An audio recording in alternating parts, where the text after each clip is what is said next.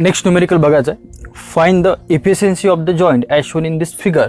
Use 20 mm bolt of grade 4.6 and Fe410 plate are use. तर आपल्याला जे connection दिलेलं आहे या प्रकारचं आपल्याला कनेक्शन दिलेलं आहे. दोन प्लेट आहेत 1 and 2. सेकंड प्लेट दोन्ही याची थिकनेस 20 mm आणि याची दोन्हीची विड्थ सुद्धा काय तर 160 mm या प्रकारे अरेंजमेंट दिली. आणि जॉईंट कोणता आहे तर लॅब जॉईंट. आणि टोटल 2 रो मध्ये त्याला आपण कनेक्ट केलं, ज्याला आपण चेन बोल्टिंग म्हणतो. तर 1 2 3 4 5 आणि 6 तसेच 6 नंबर्स ऑफ बोल्ट दिलेले आहेत. आणि या कनेक्शनचं आपल्याला फाइंड आउट काय करायचं आहे तर आपल्याला फाइंड आउट करायचं आहे इफिशियन्सी. ओके, तर बोल्टची डायमीटर 20 mm, जो बोल्ट दिला याचा ग्रेड 4.6, जो प्लेट दिली आपल्याला ही प्लेट दिली आहे त्या प्लेटचा जो ग्रेड आहे तो किती आहे तर 410 प्लेट. आपल्याला काय विचारलंय, आपल्याला विचारलेलं आहे efficiency of joint that is the eta is equal to strength of joint divided by strength of solid plate into the 100. या प्रकारे आपल्याला अरेंजमेंट करायचे. तर formula strength of the joint divided by strength of the solid plate. तर joint दिला, joint म्हणजे काय तर आपण सगळ्यात पहिले काय करू, एका बोल्टची बोल्ट व्हॅल्यू म्हणजे एका बोल्टची ताकद आपण फाइंड आउट करू, स्ट्रेंथ आपण फाइंड आउट करू आणि मल्टिप्लाइड बाय 6 केलं तर you will get the strength of the joint. नंतर आपण फाइंड आउट करू की जी प्लेट दिली या प्लेटची स्ट्रेंथ आणि दोन्ही याचा रेशो जर घेतला आणि त्याला मल्टिप्लाय 100 ने केलं तर आपल्याला काय मिळू जाईल याची इफिशियन्सी या ठिकाणी आपल्याला भेटून जाईल. तर आपण या प्रकारे याचं करून घेऊ. तर फर्स्ट आपण काय आपला जो गिवन डाटा जो लागतो तो आपण या ठिकाणी गिवन डाटा करून घेऊ. तर डायग्राम चांगल्या प्रकारे काढून घ्यायची. तर डायग्राम मध्ये तुम्हाला गिवन दिलेलं आहे सगळं. जसं की या ठिकाणी हे जे distance 2 centre to centre distance between the 2 adjacent bolt that is the pitch. याला काय म्हणतो आपण पिच म्हणतो. तर पिच किती आहे 60 mm. नेक्स्ट 30 आणि 30. फर्स्ट वाला जो बोल्ट आहे त्याच्या सेंटर पासून त्याच्या एज पर्यंत डिस्टन्स जे असतं याला आपण एज डिस्टन्स किंवा एंड डिस्टन्स म्हणतो, जे आपण स्मॉल ई ने दाखवतो. आणि जो लोड असतो लोडच्या पॅरल डायरेक्शनला जे असतं ते पिच म्हणतो आणि लोडच्या परपेंडिक्युलर डायरेक्शनला जे मेजर करतो याला म्हणतो आपण गेज डिस्टन्स, ज्याला आपण स्मॉल जी ने दाखवतो. तर जी इज इक्वल टू 50 आणि सुद्धा काय तर जी इज इक्वल टू 50. तर परपेंडिक्युलर डायरेक्शनला आपल्याला गेज डिस्टन्स मिळेल centre to centre distance between the 2 bolts. आणि जर त्याच्या पॅरल डायरेक्शनला मेजर केला आपण तर आपल्याला काय मिळेल त्याचं पिच डिस्टन्स या ठिकाणी भेटून जाईल. ठीक आहे, तर फर्स्ट आपण काही गिवन डाटा जो दिलेला आहे तो या ठिकाणी आपण नोट डाऊन करून घेऊ. काय लागतं आपल्याला दिलेलं आहे याच्यामध्ये डायमीटर ऑफ द बोल्ट दिलेली आहे. Given data diameter of the bolt.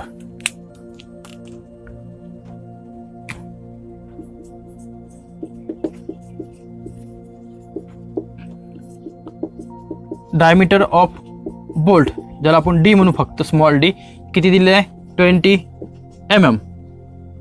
मग आपण काढतो असतो डायमीटर ऑफ होल. तो डायमीटर ऑफ होल ज्याला आपण काय म्हणतो तर DO म्हणतो. किती असतो तर 20 + 2 दॅट इज द 22 mm. तर ऑलवेज आपण काय करणार याच्यामध्ये +2 ऍड केला. इन जनरल मध्ये आपण काय करतो या ठिकाणी +2 ऍड करतो. आपण बघितलेलं आहे 1 कधी ऍड करायचं, 2 कधी ऍड करायचं, 3 कधी ऍड करायचं. हे आपण जर तुम्हाला जर माहित नसेल तर तुम्ही याचे लास्ट व्हिडिओ सुद्धा बघू शकता. नेक्स्ट या ठिकाणी याच्यामध्ये आपल्याला जो बोल्ट ग्रेड दिलेला आहे, बोल्ट ग्रेड कोणता दिला आपल्याला बोल्ट ग्रेड तर 4.6. तर यासाठी आपल्याला FUB फाइंड आउट करायचं असते आणि नंतर काय तर FYB. FUB म्हणजे काय तर ultimate stress for the bolt. कसा कॅल्क्युलेट करणार तर 4.6 पैकी फक्त 4 घेणार आणि याला ऑलवेज 100 ने मल्टिप्लाय केलं तर you will get the 400 Newton per mm². हे झालं आपलं FUB. आणि FYB जर फाइंड आउट करायचं असेल तर 4.6 पैकी राहिलेला 0.6 आलेला answer 400. So will get the 240 Newton per mm². Okay, तशा प्रकारचा आपल्याला 2 व्हॅल्यू मिळून जातील. नेक्स्ट आपल्याला जो प्लेट दिलेला आहे कोणता ग्रेड आपल्याकडे प्लेटचा जो ग्रेड आहे आपल्याकडे तो आहे 410. तर Fe410. मग यासाठी आपल्याला याचा FU माहीत पाहिजे. FU फॉर द प्लेट किती असतो, जो ग्रेड असतो तोच आन्सर असतो. स्टँडर्ड व्हॅल्यू आहे ह्या त्यामुळे चेंज होणार नाही. तर न्यूटन पर mm². नंतर याचं FY फॉर द प्लेट तो किती असतो तो असतो स्टँडर्ड व्हॅल्यू 250 न्यूटन पर mm². ह्या सुद्धा आपण व्हॅल्यू कशा कॅल्क्युलेट करायच्या हे ऑलरेडी बघितलेलं आहे, डिस्कस केलेलं आहे आपण. त्याच आपण या ठिकाणी कंटिन्यू करून घेऊ. परत पिच आपल्याला न्यूमेरिकलमध्ये दिलेली आहे. गिवन आहे आपल्याला पिच 60 mm. याचं gauge distance G is equal to काय तर 50 mm. याचं E इज इक्वल टू काय तर 30 mm. ओके, तर ह्या ज्या व्हॅल्यू आपल्याला लागतात त्या आपण असा फाइंड आउट केलेला आहे. नंतर नंबर्स ऑफ बोल्ट सुद्धा आपल्याला दिलेला आहे किती दिलेलं आहे तर ते दिलं आहे आपल्याला 6 नंबर्स. ओके, तशा सगळ्या बऱ्याचशा व्हॅल्यू आपल्याला दिलेल्या आहेत. आता आपण फर्स्ट फाइंड आउट काय करू की आपण बोल्ट व्हॅल्यू फाइंड आउट करू. म्हणजे काय तर जो एक बोल्ट आहे याच्यापैकी 6 बोल्टपैकी जो एक बोल्ट असेल तो एक बोल्ट याची ताकद किती आहे, किती तो स्ट्रेंथ घेऊ शकतो आणि त्याला मल्टिप्लाय आपण 6 केलं तर you will get the strength of the joint. Okay, नंतर आपण स्ट्रेंथ ऑफ द प्लेट सुद्धा फाइंड आउट करून घेऊ. तर फर्स्ट आपल्याला काय करायचं आहे, strength of the bolt value find out करायची आहे. तर बोल्ट व्हॅल्यू फाइंड आउट करायची म्हटल्यानंतर आपण कशा प्रकारे बोल्ट व्हॅल्यू फाइंड आउट करतो तुम्हाला माहिती आहे. काय करतो आपण त्या ठिकाणी, याची आपण design shear strength of the bolt find out करतो, नंतर design bearing strength of the bolt find out करतो आणि त्याला कम्पेअर करून त्याच्यापैकी जी लहान असेल ते काय असेल तर आपलं फायनल आन्सर असेल. तर फर्स्ट आपण काय कॅल्क्युलेट करून घेऊ shear strength of the bolt in single shear. आता कनेक्शन जे दिलं आपल्याला, कनेक्शन तुम्ही बघितलं असेल कशा प्रकारचं आहे ते लॅप जॉईंट आहे आणि लॅप जॉईंटमध्ये काय असतं शिअर फेल्यूर असतो. हा कसा असतो सिंगल शिअर फेल्यूर असतो. So design shear strength of bolt काय घेतो आपण तर फॉर्म्युला घेतो VDSB इज इक्वल टू काय फॉर्म्युला असतो VNSB divided by gamma MB आणि VNSB म्हणजे काय nominal shear strength of the bolt आणि nominal shear strength of the बोल्टचा फॉर्म्युला काय असतो तो असतो FUB upon √3 into NN into ANB plus NS into ASB divided by gamma MB. ठीक आहे, तर gamma MB as it is आपण घेतलं या ठिकाणी आणि याचा फॉर्म्युला काय आपल्याकडे तर FUB divided by √3 into NN into ANB plus NS into ASB. तर आपल्याला याच्यापैकी जो NN असतो तर हे कशावर डिपेंड आहे तो NN for the single shear. ज्यावेळेस आपण सिंगल शेअर म्हणतो तर सिंगल शेअरमध्ये NN किती घेतात 1 घेतात आणि NS किती घेतात सिंगल शेअरसाठी तर ते घेतात 0. ओके, तर लॅप जॉईंट असेल तर NN ची व्हॅल्यू ऑलवेज किती घेणार 1. ओके, आणि जर NS किती घेणार ते घेणार आपण 0. बाकी सगळ्या व्हॅल्यू आपल्याला माहीत आहेत. तर आपण डायरेक्टली पुट केलं तर NS 0 असल्यामुळे हे जे टोटल टर्म आहे टोटल टर्म काय होईल आपल्या ऑटोमॅटिकली या ठिकाणी 0 होऊन जाईल. So this VDSB is equal to FUB आपल्याकडे आलेलं 400 इंटू NN ची व्हॅल्यू किती आहे 1. आता ANB म्हणजे काय तर नेट एरिया. आता तुम्हाला माहित आहे आपल्याकडे 2 एरिया असतात. कोणता एक ASB असतो ज्याला आपण काय म्हणतो शांक एरिया म्हणतो आपण आणि दुसरा कोणता असतो आपल्याला तर ANB ज्याला आपण नेट एरिया म्हणतो. तो नेट एरिया किती घेतो जो शांक एरिया असतो याच्या 0.78 टाइम्स घेतो आपण. काय घेतो आपण 0.78 टाइम्स घेतो. मग आपण कसा काढणार तर 0.78 इंटू π/4 आणि शांक एरिया किती असतो तो π/4 आणि डायमीटरचा स्क्वेअर त्याचा 20चा स्क्वेअर कॅल्क्युलेट करून घेतलं चालते किंवा आपण डायरेक्टली जरी पुट केलं तर या ठिकाणी आपल्याला त्याचं आन्सर मिळून जाईल. तर आपण डायरेक्टली पुट करू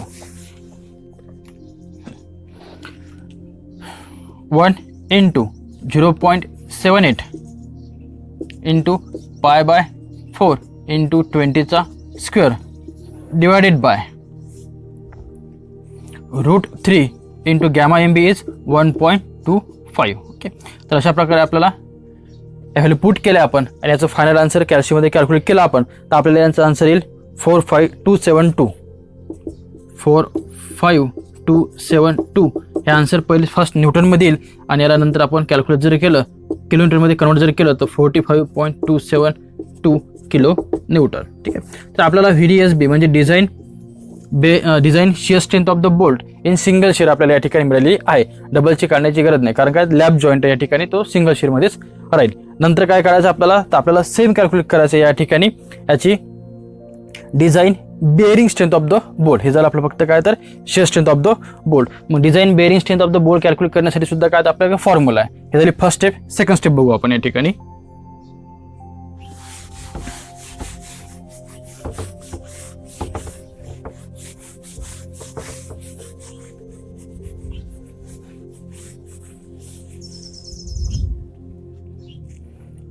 design bearing strength of bolt ज्याला म्हणतात VDPB.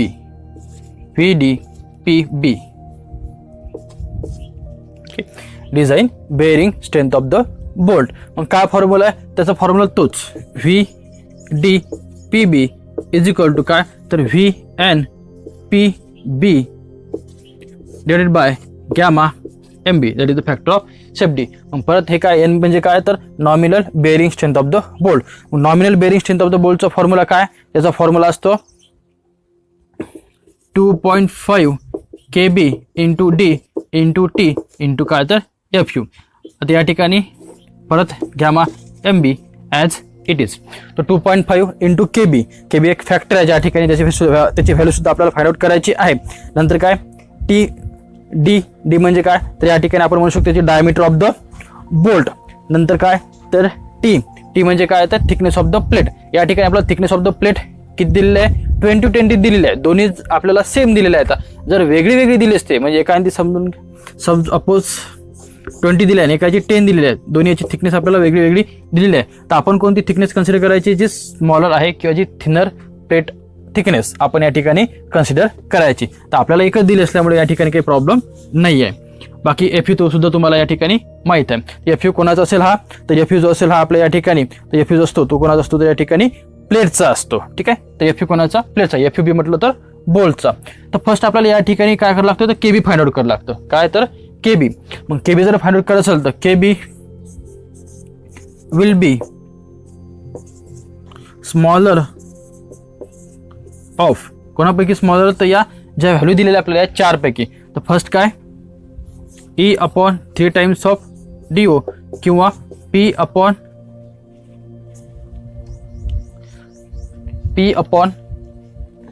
3 times of DO minus of 0.25 किंवा FUB अपॉन FU और 1. तर ह्या ज्या 4 व्हॅल्यू आपल्याला मिळाल्या आहेत 1 2 3 4 या 4 पैकी जे आन्सर लिस्ट येईल जे आन्सर लहान येईल ते काय असेल तर आपलं केबीची व्हॅल्यू असेल. तर ई तुम्हाला न्यूमेरिकलमध्ये दिलेली आहे. किती दिली आपल्याला E30 divided by 3 times of DO म्हणजे डायमीटर ऑफ होल. किती दिली आपल्याला डायमीटर ऑफ होल आपण कॅल्क्युलेट केले आहे 22. नेक्स्ट काय पिच किती आपल्याकडे तर ते आपल्याकडे 60 इंटू 3 टाइम्स ऑफ DO म्हणजे किती तर 22 मायनस ऑफ 0.25. एक आन्सर हे झालं आपल्यासाठी. नेक्स्ट FUB म्हणजे 400 डिवाइडेड बाय 410 आणि एक काय तर लास्टला आन्सर 1. म्हणजे आपल्याला जर काही व्हॅल्यू दिलेल्या नसेल आपल्याला डायरेक्ट जर कन्सिडर करायचं काम पडलं फ्युचरमध्ये तर आपण 1 सुद्धा कन्सिडर करू शकतो. नाही तर आपल्याला अशा प्रकारे ते कॅल्क्युलेट करावं लागेल. मग आपण या 4 पैकी लिस्ट व्हॅल्यू सगळ्यांचे आन्सर कॅल्क्युलेट करून घेऊ आपण. तर 30 डिवाइड बाय 3 इंटू 22 याचे आन्सर आहे आपलं. हे आन्सर आहे ते या ठिकाणी तुमच्यावालं 0.4545 0.4545. सेकंड यांचा आन्सर आपल्याला या ठिकाणी मिळून जाईल 0.659. नेक्स्ट याचा आन्सर येते 0.975 आणि लास्टला किती तर 1. So 0.4545 is the least of this 4. So therefore KB will be 0.4545. Okay. तर अशा प्रकारे आपण याची काय तर केबीची व्हॅल्यू फाइंड आउट केलेली आहे. एकदा केबी मिळाली की आपण या आन्सरमध्ये या फॉर्म्युल्यामध्ये आपण ते आन्सर पुट करू आणि बाकीचं पुढे सॉल्व करू. So put this value in this equation.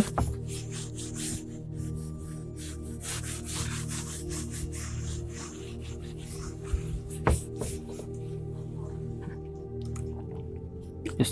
2.5 into KB 0.4545 into diameter of the bolt 20, thickness of the plate 20, FU 410 and gamma MB is 1.25. then VD PB is equal to याला जर आपण solve केलं VD PB ला तर आपला answer येईल तुमच्याला 149076 149076 न्यूटनमध्ये आणि याला किलोमीटरमध्ये जर कन्वर्ट केलं VD PB is equal to 149.076 kilo newton. ठीक आहे. आपल्याला 2 आन्सर मिळाले. एक VD SB मिळाला आणि एक दुसरं मिळालं VD PB. तर काय दोन्ही याला कम्पेअर करावं लागेल आणि जे लहान असेल ते काय असलं आपलं तर आपलं फायनल आन्सर असेल म्हणजे आपण काय म्हणू आपण त्याला बोल्ट व्हॅल्यू म्हणू. सो देअरफॉर बोल्ट व्हॅल्यू कशी काढणार आपण बोल्ट व्हॅल्यू तर बोल्ट व्हॅल्यू काय असते या ठिकाणी द लिस्ट ऑफ कोणापैकी लिस्ट ऑफ, तर VDSB अँड VDPB या दोनपैकी. तर 149.076 आणि ते आपलं फर्स्ट जे VDSB आपला आन्सर आलं ते किती होतं 45. तर या दोनपैकी जे कमी आहे ते कोणतं आहे या ठिकाणी, तर 45.272 45.272 किलो न्यूटन हे काय आपलं लिस्ट आन्सर आहे. आणि हे काय आपली, तर याला आपण म्हणू बोल्ट व्हॅल्यू. म्हणजे आपण असं म्हणू शकतो की एक जो बोल्ट आहे हा एक बोल्ट किती स्ट्रेंथ घेऊ शकतो आपण, 45.272 एवढी स्ट्रेंथ तो घेऊ शकतो.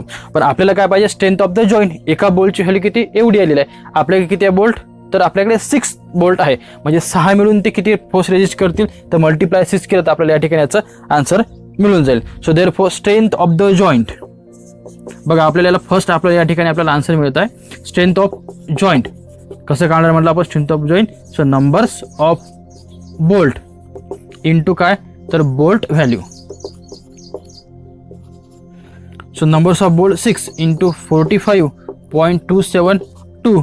So your strength of the joint is equal to, तर आपल्याला स्ट्रेंथ ऑफ द जॉईंट या ठिकाणी मिळून जाईल 271.632. 271.632. दिस इज युअर फर्स्ट आन्सर. ठीक आहे. आता या ठिकाणी आपण हे कॅल्क्युलेट केलेलं आहे, पण हे काय तर बोल्ट होऊ शकते जर याची प्लेटची स्ट्रेंथ, म्हणजे आपण बोल्ट आणि स्ट्रेंथ प्लेट दोन गोष्टी यूज केलेल्या आहेत. तर या ठिकाणी बोल्ट तर एवढं लोड घेऊ शकते, पण जर प्लेट एवढं लोड घेऊ शकली नाही तर म्हणजे काय होतं, या ठिकाणी प्लेट फेल होईल. मग आपल्याला काय करावं लागते या ठिकाणी, तर याची जी प्लेट आहे या प्लेटची सुद्धा आपल्याला स्ट्रेंथ फाइंड आउट करावी लागते. म्हणजे आपल्याला या ठिकाणी चेक द्यावं लागेल, म्हणजे काय तर चेक फॉर द प्लेट. आणि त्यासाठी आपण म्हणू शकतो चेक फॉर द प्लेटसाठी आपण पुढे फाइंड आउट करू. फक्त आपल्याला चेक करावं लागतं ते की प्लेट याच्यापेक्षा जास्त लोड कमी घेता कामा नाही. तर ते कमी घेतला तर डेफिनेटली काय होईल, प्लेट फेल होईल, आपलं बोल्ट फेल होणार नाही. तर आपल्याला या ठिकाणी चेक द्यायचा आहे. चेक कोणासाठी, तर प्लेटसाठी. तो strength of the net plate in tension. Next step आपण म्हणू शकतो स्ट्रेंथ ऑफ नेट प्लेट कशामध्ये, तर इन टेन्शन या ठिकाणी. तर आपल्याकडे जो फॉर्म्युला असतो टेन्शनचा, तर आपल्याकडे फॉर्म्युला आहे TDN is equal to 0.9 into FU divided by gamma काय, तर गॅमा M1 इंटू काय, तर याचा घेतो आपण net area along the section. तो ज्या सेक्शनला तो फेल होतो त्याचा नेट एरिया आपल्या या ठिकाणी घ्यावा लागतो. तर नेट एरिया कसा काढतात, 0.9 into FU as it is divided by gamma M1 into याचा नेट एरिया कसा, तर width minus of n times of diameter of hole. म्हणजे जे आपल्याकडे डायमीटर असेल त्याची तर काय करायचं, होल घ्यायची, बोलची डायमीटर घ्यायची नाही, होलची घ्यायची इंटू काय, तर thickness of the thinner plate. तर या ठिकाणी आता n किती घ्यायचे, तर आपल्याला टोटल नंबर्स ऑफ बोल्ट जर आपण बघितले तर किती आपल्याकडे टोटल नंबर्स ऑफ बोल्ट आपल्याकडे आलेला आहे 6. 1 2 3 1 2 3. आणि जर टेन्शनमध्ये फेल होईल, टेन्शन आपण अशा प्रकारे लावलं, टेन्शनमध्ये फेल होईल तर काय होऊ शकते, ती एकतर या ठिकाणी ते फेल होऊ शकते, नाहीतर मग ती या ठिकाणी फेल होऊ शकते. आणि काय असतं की ज्या ठिकाणी त्याचा लिस्ट एरिया येतो कमीत कमी त्या ठिकाणी ते फेल होतं. पण या ठिकाणी 3च बोल्ट आहे, इथं सुद्धा 3च बोल्ट आहे, इथून फेल होईल का, ते इथून फेल होईल. तर कोणत्यापैकी आपण एक जर सेक्शन कन्सिडर केला या सेक्शनला, तर डेफिनेटली आपण असं म्हणू की या ठिकाणी अलॉंग दिस सेक्शन जो नेट एरिया आपल्याला घ्यायचा आहे, तर याची जी स्ट्रेंथ असेल, याची जे नंबर्स ऑफ बोल्ट असेल ते किती असेल, तर 1 2 आणि 3. टोटल 6 बोल्ट घेण्याची गरज नाही, फक्त किती एका सेक्शनला आपल्याला या ठिकाणी घ्यायचे आहे, तर 3 बोल्ट्स. त्याची विड्थ सुद्धा आपल्याला माहिती आहे, किती विड्थ आपल्याकडे, तर ती विड्थ आहे आपल्याला आलेली 160. ओके. तर आपण डायरेक्टली हे पुट करू याच्यामध्ये 0.9 इंटू 410 डिवाइड गॅमा M1 1.25 आणि बी किती आहे, तर 160 minus of 3 into diameter of hole 22 into thickness of the plate किती आहे, तर 20. ओके. याला सगळं सॉल्व केलं तर आपल्याला या ठिकाणी याचं जे आन्सर आहे, हे आन्सर या ठिकाणी आपल्याला भेटून जाईल 554976. 554976 न्यूटन. म्हणजे काय, तर 55.4976 Newton. Sorry 554.976 kilo Newton. Okay. बघा म्हणजे ज्यावेळेस प्लेट फेल होईल, प्लेटची ताकद ॲक्च्युली ताकद किती आहे, 554.976 आहे आणि बोल्टची व्हॅल्यू किती आहे तर आपण बोल्टची किंवा स्ट्रेंथची जी आहे ते आपण किती म्हटलेलं आहे 271.632 म्हणजे या ठिकाणी फेल कर होईल तर डेफिनेटली फेल करून तर बोल्ट होणार कारण काय बोल्टची ताकद कशी आहे तर ती कमी आहे म्हणजे this value is greater than the strength of the joint. म्हणजे काय तर आपण या ठिकाणी म्हणतो की याला आपल्याला प्लेटला काही कनेक्शन करण्याची गरज नाही की आपल्याला प्लेटला असं चेक करण्याची गरज नाही म्हणजेच काय तर या ठिकाणी काय म्हणतो आपण ती सेफ आहे. So hence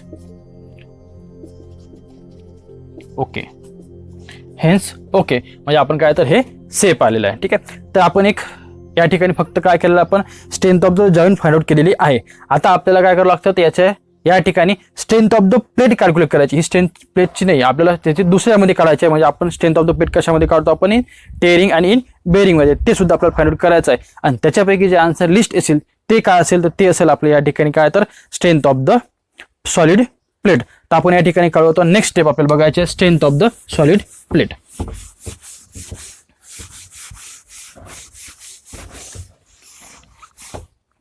so next step strength of solid plate. तर strength of the solid plate काढताना आपण दोन गोष्टीमध्ये कॅल्क्युलेट करावं लागतं. एक कशामध्ये तर एक काढ लागतं आपल्याला टिअरिंगमध्ये आणि दुसरी काढ लागतं आपल्याला तर बेअरिंगमध्ये. तर टिअरिंगमध्ये काढताना आपल्याला काय तर फर्स्ट आपण काढू याच्यामध्ये strength of the plate in tearing म्हणजे आपण ते फॉर्म्युला घेतला आपण TD या ठिकाणी टिअरिंगमध्ये TD म्हणून आपण त्याला टिअरिंगमध्ये. ओके मग याचा फॉर्म्युला काय तर फॉर्म्युला आपला तोच घ्यायचा या ठिकाणी 0.9 into FU upon gamma M1. तर पहिला आपण तो नेट एरिया घेतला होता या ठिकाणी काय घेणार आपण तर ग्रॉस एरिया घेणार आणि ग्रॉस एरिया घेणे काय तर विड्थ इंटू काय तर thickness of the plate. Gross area घेतला आपण याकडे width into thickness of the plate.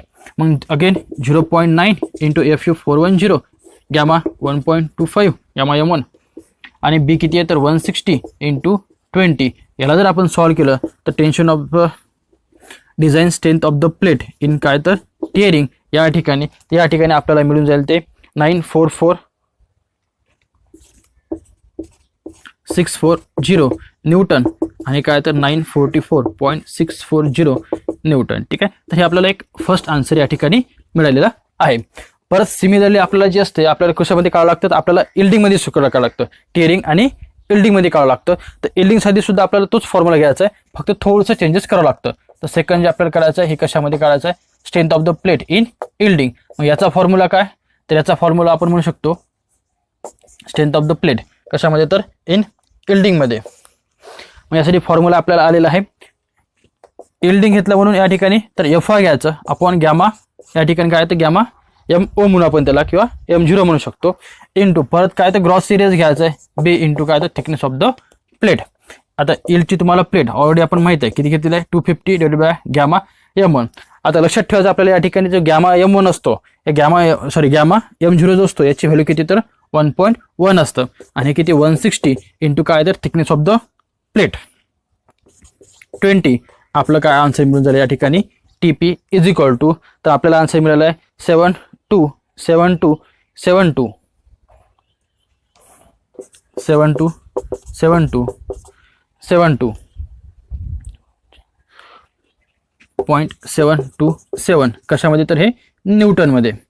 याला आपण किलो न्यूटनमध्ये जर कन्वर्ट केलं तर 727.272 किलो न्यूटन. तर आपल्याला दोन व्हॅल्यू मिळालेल्या आहेत. मग याच्यापैकी जी कमी असेल एक किती आहे 944 सेकंड किती आहे तर 727. मग याच्यामध्ये लिस्ट कोणती आहे बरोबर आहे कारण काय होईल की या ठिकाणी टेअरिंगमध्ये व्हॅल्यू जाणारच नाही 944 तो कुठं फेल होईल तो फेल होईल या ठिकाणी इल्डिंगमध्येच फेल होईल तो 727ला. म्हणजे या ठिकाणी आपण म्हणू शकतो की strength of the solid plate. So therefore strength of solid plate is equal to काय तर लिस्ट ऑफ म्हणजे या दोनपैकी जी कमी असेल ती. सो लिस्ट ऑफ कशामध्ये तर इन टिअरिंगमध्ये अँड कशामध्ये तर इन इल्डिंगमध्ये. मग याच्यापैकी कोण कमी आहे तर definitely 727.272 kilo Newton is your final answer. Okay तर आपल्याला दोन्ही गोष्टी भेटलेल्या आहेत. एक म्हणजे काय स्ट्रेंथ ऑफ द जॉईंट दुसरं म्हणजे काय तर strength of the solid plate. एकदा का हे दोन्ही गोष्टी माहीत पडेल आपण जस्ट त्याचा रेशो घ्यायचा आपल्याला आणि त्याला मल्टिप्लाइड बाय 100 जर घेतला आपण तर आपल्याला याचं फायनल आन्सर या ठिकाणी भेटून जाईल. सो नेक्स्ट आपल्याला बघायचा लास्ट पॉईंट आपला efficiency of the joint.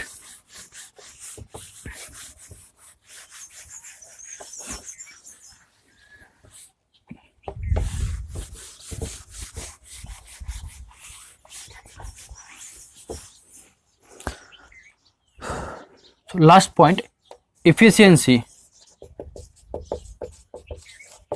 of joint, that is the eta is equal to काय फॉर्म्युला म्हटलं आपण, strength of the joint, strength of joint divided bye काय तर strength of solid plate into काय तर 100. ओके, कारण आपल्याला ते पर्सेंटेजमध्ये लागतं. मग आपल्याला दोन्ही आन्सर माहीत आहे. फर्स्ट वाला आन्सर आपलं 271.632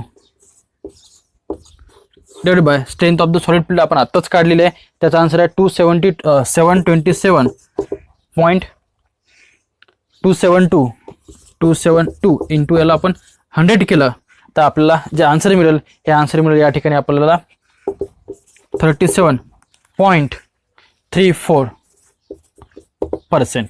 So this is your final answer, that is the efficiency of the joint.